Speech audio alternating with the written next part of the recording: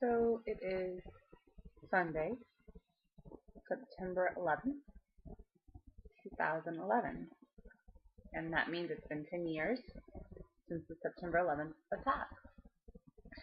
And what's kind of strange is that I remember where I was.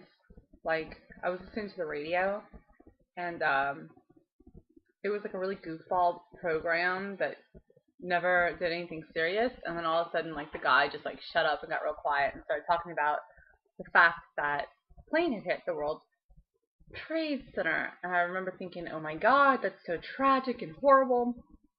And then I got to work. I work at a bank, and I was standing behind the counter, and they had set this little TV up, and we were watching it, and the second plane hit.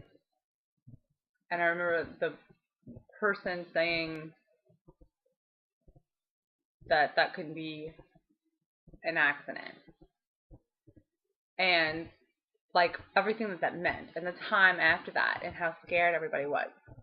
And I think that that's probably, I was 20, and where I started to think about like the world outside of like my bubble, and about like even further than that, like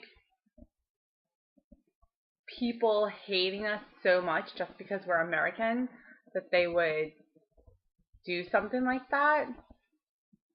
And I think that's where, I mean, I've always been a nervous person, and I've always had anxiety, but that's where like my globally inspired anxiety started, and worrying about wars and being attacked again and stuff. Um, but the year after that, um, I had just had a baby, so I remember being more affected the year after it on like the anniversary, because I had this little baby, and I was like, she's gonna grow up in this world, and people are gonna hate her just because of where she was born and want to hurt her because of that, which it just trips me out. And I think that in the time after that, it gave me more perspective, and like to truly hate somebody just with everything you have because of the color of their skin or because of where they're born or whatever, just kind of like mystifies me. It just mystified me, and it's still,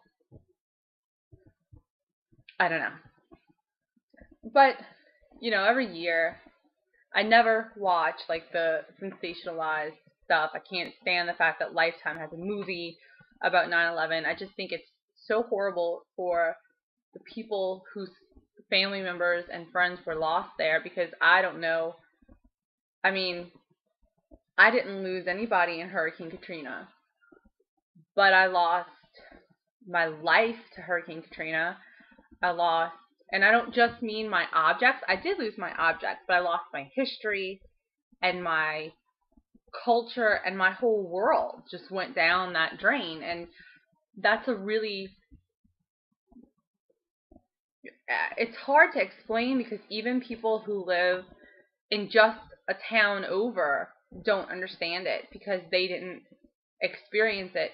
It's one thing when your home catches fire and you lose your history like that, but then you build back and you have all your neighbors and you have what's familiar. But when everything is gone and nothing will ever bring any of it back, it's really kind of an overwhelming thing. So I can't imagine, like I can't, when I watch programs and specials on Hurricane Katrina, it really bothers me every year when there's a memorial service and everyone wants to talk about it. It really does something to me, and I can't imagine if I had been personally affected, like with a loss on September 11th, how I would deal with that, because that's just overwhelming. It's overwhelming.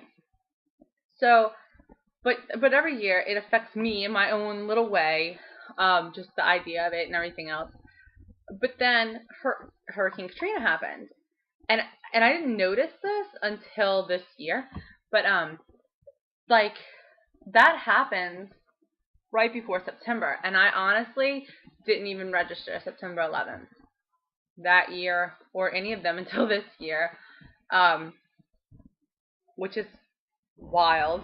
But this year, I actually turned on the TV and they were playing a program that basically lined up time-wise with real life and went through like the news footage, overlapping it with home video and shot on the ground and phone calls and stuff like that. And they did it pretty tastefully. It was on Lifetime, actually. They did it pretty tastefully. They never actually showed a plane hit anything. They never actually showed things, but they did show a lot of the same clips, and they actually played the exact one that I remember, and it kind of brought me back there, and I was thinking about it, but with, it's weird because that happened 10 years ago, and I was 20, and now I'm 30, and so you see things in such a different way, and it was really sad because one of the things that I couldn't help but think as I was watching it was like,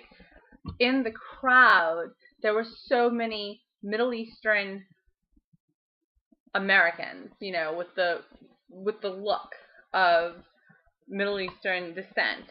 And it's like, as terribly as this is, like, for everybody, there were people of Middle Eastern descent in those towers. They died also. Their families lost them. But then on top of that, they now live with a different type of shadow cast on them. And, when people say the word terrorist, you don't think about, like, curly haired, blonde, blue eyed little white girls, And that's really sad because those people were just as equally affected, and if not more, because of what they deal with afterwards. That was one of the things that, like, I never thought the first time around. And also, I think that it was just a whole another experience to rewatch it and to think about how far things have come, and to think about the fact that, like, I didn't even register the last 6 years because of Hurricane Katrina. But I do think it's such a delicate place. Like, I don't know how my heart would feel having everybody bring it up again and again and again. And I do know that it affected me, and like I said, I didn't even have people there. So my heart goes out to those people. And kind of like the Japan tragedy with the earthquake and the nuclear plant, it's like when you go through your own major life-changing event like Hurricane Katrina, it's hard. It's like my heart would go out to those people anyway, but it's in a whole different way now. It's like, I wish that I could change the world. I guess we all do, right? I mean, honestly, who would have it be this way if they could change it?